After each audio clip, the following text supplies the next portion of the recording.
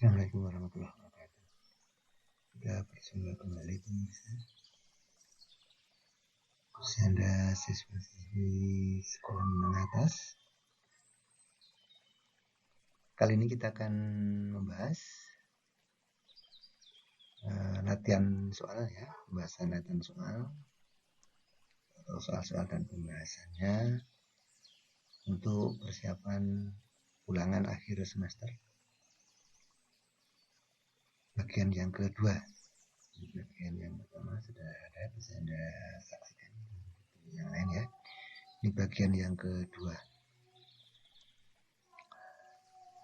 Baik, kita mulai. Soal yang pertama, kita lihat ini. Kita baca dulu soalnya. Kelompok padi, sekelompok belalang, sekelompok burung, bila berkumpul akan membentuk suatu A. Habitat, B. Bioma, C. Ekosistem, D. Perkumpulan, E. Komunitas. Yang mana yang betul? Ya, yang betul adalah yang E. Komunitas. Sekelompok padi itu sebagai populasi ya, ini populasi padi. Sekelompok belalang berarti populasi belalang. Sekelompok burung berarti populasi burung. Apabila populasi-populasi itu berkumpul, maka akan membentuk komunitas. Nah, ini tentu bersama dengan populasi yang lain ini ya. Terus yang populasi rumput, populasi pohon dan sebagainya. Maka sekumpulan populasi itu disebut sebagai komunitas. Itu soal nomor 1. Lanjut soal nomor kedua. Cabang biologi yang mempelajari bentuk luar makhluk hidup disebut. Biologi itu di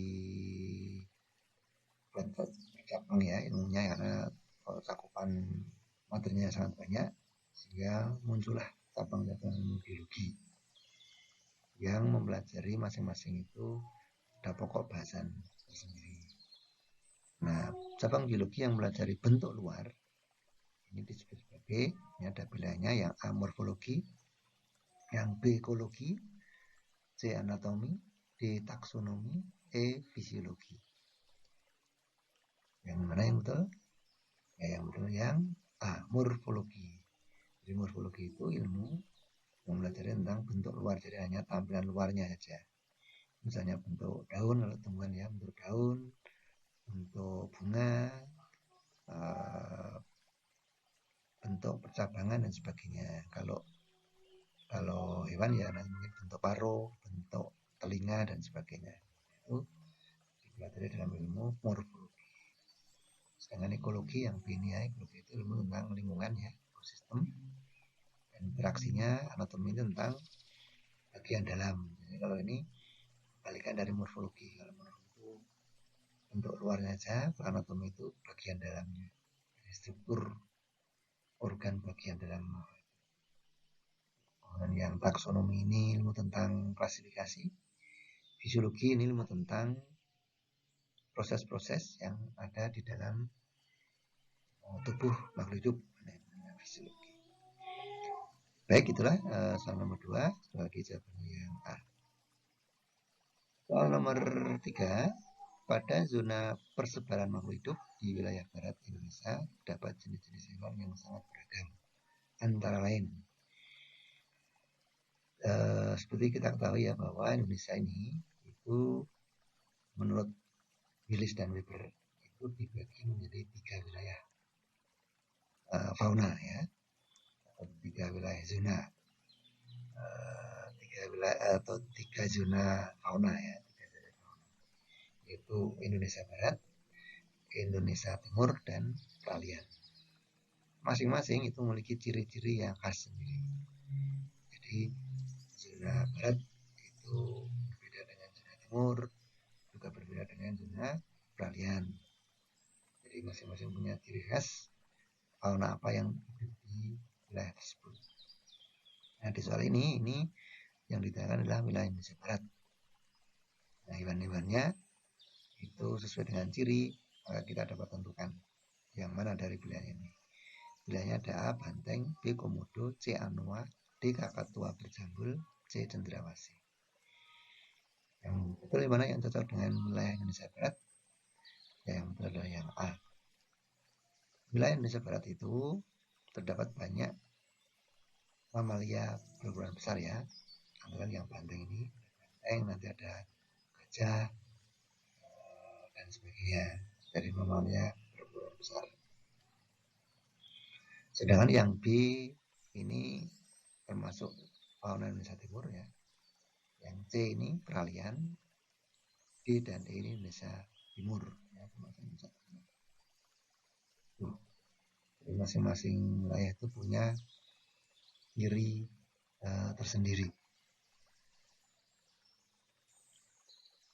Berikutnya untuk soal nomor 4, suatu usaha pelestarian dengan cara memindahkan makhluk hidup baik hewan atau tumbuhan dari habitat aslinya ke tempat lain disebut ya. Berdasarkan cara pelestarian ya, berdasarkan caranya, usaha pelestarian makhluk hidup itu ada dua macam, yaitu in situ dan ex situ. In situ itu pelestarian yang dilakukan di tempat asalnya ya, asalnya. Sedangkan kalau ex situ pelestarian dengan cara memindahkan makhluk hidup ke tempat lain. Ada dua macam, in situ dan ex situ. Nah, yang ditanyakannya adalah yang tempat lain, berarti yang mana? Yang ex situ. Kita pilih jawabannya ya. Dia jawabannya ini A. Taman Nasional, B. Kebun Raya, C. Pelestarian ex situ, D. Pelestarian in situ, E. Cagar alam. Jelas jawabannya yang C. Jadi cara pelestarian dengan memindahkan makhluk itu termasuk kategori pelestarian yang ex situ. Nah, bentuknya macam-macam, nanti ada misalnya kebun raya ini termasuk ex situ ya. Taman Nasional ini in situ. Cagar alam juga in situ. Karena ini yang ditanyakan adalah pengertiannya ini, pengertiannya bukan contohnya. Konsepnya yang C ini, ex situ. Kita lanjutkan soal nomor 5. Makhluk hidup dikelompokkan dalam spesies yang sama jika ya, jadi makhluk hidup itu beraneka ragam ya, beraneka ragam. Tentu tidak semua satu spesies, macam-macamnya. Nah, ada syarat tertentu sehingga makhluk hidup itu bisa digolongkan dalam satu spesies atau satu jenis. Itu ada syaratnya ya, ada syaratnya, ada syaratnya. Nah, kita lihat dulu nih, nanti penjelasannya di belakang ya. Kita lihat pilihannya. A. Mempunyai makanan yang sama. B. Mempunyai ciri morfologi yang sama. C. Hasil perkawinannya adalah keturunan yang fertil. D. Mempunyai ciri fisiologi yang sama. E. Hasil perkawinannya adalah keturunan yang sama dengan induknya. Nah, yang betul adalah yang C. Makhluk hidup itu dikelompokkan dalam spesies yang sama jika hasil perkawinannya adalah keturunan yang fertil. Jadi untuk mengelompokkan satu spesies itu kaitannya dengan reproduksi, tidak pada cara memperoleh makanan ya. Misalnya yang A ini mempunyai makanan yang sama. Itu misalnya seperti kambing dengan sapi kan makanannya sama, ya, dan itu belum tentu satu spesies ya. Ciri morfologinya sama, tidak bisa juga karena misalnya kambing dengan domba itu kan sangat mirip ya, sangat mirip, sangat mirip. Tapi kalau sama persis ya berarti jelas itu satu spesies. Tapi kan tentu tidak, itu maksudnya. Kemudian fisiologinya sama, fisiologinya misalnya kayak sapi sama kambing itu sama, ya. Proses fisiologinya itu sama, tapi mereka tidak satu spesies. Hasil perkawinannya adalah keturunan yang sama dengan induknya, ya ini belum tentu juga. Yang pasti jawabannya adalah yang C ini. Hasil perkawinannya adalah keturunan yang fertil, itu subur. Subur itu artinya dapat menghasilkan keturunan. Jadi urutannya seperti ini. Makhluk hidup itu dikatakan satu spesies itu yang pertama nih. Urutan yang pertama itu dapat melakukan perkawinan. Jadi dapat kawin. Kemudian yang kedua dapat menghasilkan keturunan. Jadi kawinnya itu menghasilkan keturunan. Nah, syarat yang ketiga adalah keturunannya itu fertil atau subur. Artinya dia dapat menghasilkan keturunan juga. Nah, itu baru dikatakan bahwa mereka satu spesies. Kalau tidak memenuhi 3 syarat itu, lengkap ya, tidak hanya salah satu saja, ketiganya, maka tidak bisa dikatakan satu spesies. Contohnya misalnya itik dengan mentok. Itik dengan mentok itu dia tidak satu spesies. Kenapa? Ya, jadi seperti ini. Itik dan mentok itu bisa melakukan perkawinan, ya bisa. Bisa terjadi pembuahan, kemudian biasanya yang jantan itu yang mentok, kemudian bebeknya atau itiknya yang betina, dan itiknya setelah itu ada telur. Nah, kalau telurnya dirami maka dia akan menetes menjadi individu baru ya. Biasanya dikenal dengan nama TikTok ya, dari kata itik dan mentok atau berhati. Nah, tetapi hasil keturunannya itu tidak fertil.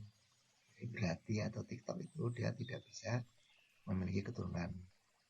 Oleh karena itu, itik dan mentok itu beda spesies. Meskipun tadi dapat melakukan perkawinan, kemudian dapat memiliki keturunan, tetapi syarat yang ketiga itu tidak terpenuhi, keturunannya harus fertil. Gitu. Berikutnya soal nomor 6 ya. Suku kata pertama pada tata cara pemberian nama ganda menunjukkan. Ini binomial nomenklatur ya. Ada ketentuannya nih. Jadi tata nama ganda itu terdiri dari 2 kata. Namanya tata ganda. Normatif 2 kata ya. Terkadang kita temui lebih dari 2 kata. Tetapi kata kedua dan seterusnya itu menjadi satu kesatuan. Jadi tetap saja bisa dianggap sebagai 2 kata saja. Nah, 2 kata itu, kata pertama itu menunjukkan genus, menunjukkan genusnya ya, dari spesies itu atau marganya. Sedangkan kata kedua itu menunjukkan itu sebagai kata penunjuk jenis. Sebagai kata penunjuk jenis. Jadi dalam hal ini soalnya nih ya, suku kata pertama maka dia menunjukkan mana jawabannya betul yang E. Jadi menunjukkan genus. Menunjukkan genus. Jadi kalau kita melihat nama spesies, kita sudah pasti tahu genusnya apa. Seperti itu. Soal berikutnya nomor 7. Penulisan nama Latin. Maksudnya ini nama ilmiah ya. Nama ilmiah yang sesuai dengan ketentuan binomial nomenklatur. Nah, tadi yang benar adalah, ini ada pilihannya A. Ini semua Oryza sativa semua nih. Ya, beda-beda tulisannya. Yang mana yang betul? Ya, yang betul adalah yang B. Oryza sativa yang seperti ini. Jadi penulisan nama Latin itu ketentuannya yang pertama ya. Yang pertama adalah dicetak miring ya, dicetak miring ya, atau dicetak tebal, atau diberi garis bawah. Salah satu ya, tidak dicampur dari salah satunya. Kalau sudah dicetak tebal ya tentu tidak dimiring atau diberi garis. Kemudian kata pertama itu diawali huruf besar dan kata kedua diawali huruf kecil. Ya, diawali huruf kecil itu yang kedua. Nah, kita cocokkan ini yang pertama ini. Ini salah kenapa? Karena dia nulisnya tegak, tidak tebal, tidak di garis bawah. Nah, ini salah ya, salah. Kalau yang B ini udah betul, jadi tak miring, bisa tak miring nih. Jadi salah satu bisa garis bawah, kita tebal atau miring. Nah, ini miring. Kemudian yang C ini salah kenapa? Karena kata kedua diawali huruf besar ini salah. S-nya ini besar jadi salah. Kemudian yang D Oryza sativa ini juga salah. Kenapa salah? Karena ini garis bawahnya nyambung. Jadi garis bawah itu terpotong harusnya ya. satu kata, satu garis bawah. Jadi ini salah. Yang E ini juga salah. Garis bawahnya sudah terpisah, tetapi kata kedua itu diawali huruf besar. Nah, salah. Lagi berarti yang betul adalah yang B. Lanjut soal nomor 8. Pada taksonomi dari kingdom ke spesies, kondisi jumlah makhluk hidup yang berbeda dalam setiap takson akan, ini kaitannya dengan jumlah makhluk hidup dalam takson ya. Pertanyaannya adalah kondisi jumlah makhluk hidup yang berbeda dalam setiap takson. Pilihannya nih A semakin sedikit. Ini dari kingdom ke spesies bertanya ya, nih pertanyaannya dari atas, dari tingkat atas ke bawah. A semakin sedikit, B semakin banyak, C berubah-ubah, D mengikuti posisi taksonnya, E konstan. Yang mana betul? Yang betul yang A. Jadi anggota takson itu semakin bawah tingkatannya, anggotanya semakin sedikit. Semakin tinggi itu semakin banyak. Jadi yang paling banyak anggotanya adalah kingdom. Kemudian urutannya nanti ke bawah adalah filum, kemudian kelas, ordo, familia, genus, baru spesies. Itu nanti urut tingkatannya, jumlah anggotanya ya, dari atas ke paling banyak ke bawah makin lama makin sedikit. Jadi semakin ke bawah itu semakin sedikit. Tidak B ini semakin banyak, tidak ya. Nah, tidak berubah-ubah, cuma tidak berubah-ubah tidak mungkin berubah-ubah. Mesti lebih sedikit di bawahnya itu. D mengikuti posisi takson ini juga tidak pas ya. Yang benar makin kalau ini kan masih maknanya masih tidak pasti dong kalau seperti ini. Tapi yang pasti itu yang lain, semakin ke bawah itu semakin sedikit. Dan yang E konstan juga tidak. Konstan tidak ya. Konstan itu artinya jumlah anggotanya sama semua dari kingdom ke spesies. Baik, sekali lagi jawabannya yang A. Yang berikutnya soal nomor 9. Virus mengambil alih fungsi DNA bakteri. Tujuan tindakan virus ini adalah A. melibatkan DNA bakteri, B. mensintesis protein dan membuat struktur virus yang baru, C. agar DNA bakteri melakukan replikasi sebagai persiapan pembentukan sel, D. untuk membuat bakteri hancur, E. untuk mengaktifkan inti sel bakteri sehingga dapat memproduksi enzim baru. Yang mana? Jawabannya yang betul kita lihat ya sebelumnya. Jadi kita ingat reproduksi virus itu ada beberapa tahap ya. Tahap absorpsi dari penempelan virus ke tubuh bakteri. Setelah itu dilanjutkan dengan penetrasi. Nah, di soal ini adalah setelah penetrasi itu masuknya virus DNA virus atau RNA virus ke dalam tubuh bakteri. Nah, setelah itu terjadi maka terjadi pengambil alihan DNA bakteri oleh DNA virus. Jadi akan dihancurkan nih. Sehingga kontrol tubuh bakteri itu sudah diambil alih oleh virus. Nah, tujuannya apa? Virus kok mengambil alih kontrol tubuh bakterinya itu supaya dia bisa nih yang B ini mensintesis protein dan membuat struktur baru virus. Ya, membuat struktur tubuh virus yang baru. Sehingga dia bisa memperbanyak diri. Itu proses seperti itu. Jadi tujuan mengambil alih DNA bakteri itu untuk bisa mengontrol proses yang ada di dalam bakteri itu. Karena kita tahu yang namanya DNA, RNA itu adalah pengontrol kegiatan sel. Baik, lagi jawaban yang betul adalah yang B.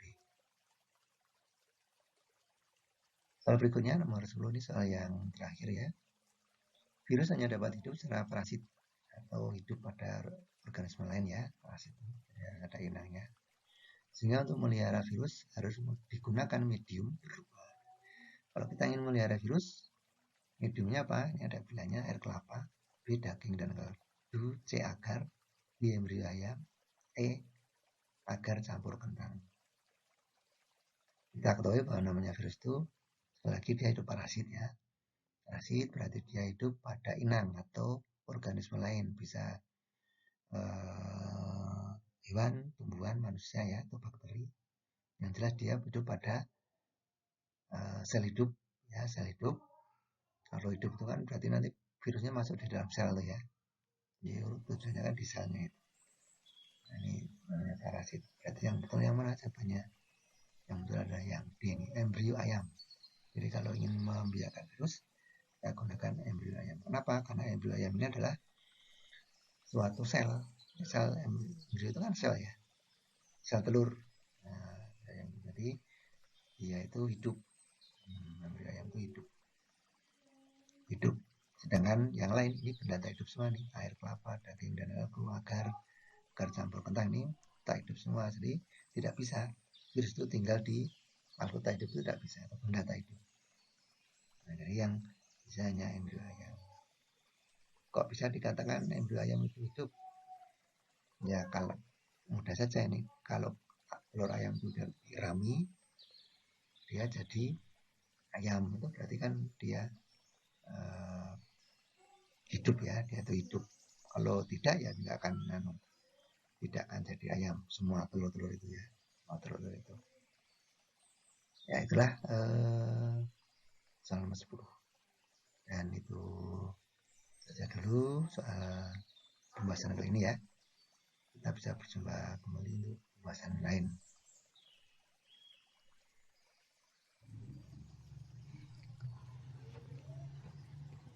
Demikian tadi video kali ini. Terima kasih atas perhatiannya, dan terima kasih juga bagi Anda yang sudah subscribe. Semoga video-video ini ada manfaatnya ya bagi Anda, dan kita akan berjumpa kembali dengan video-video yang lain. Saya akhiri, wassalamualaikum warahmatullahi wabarakatuh.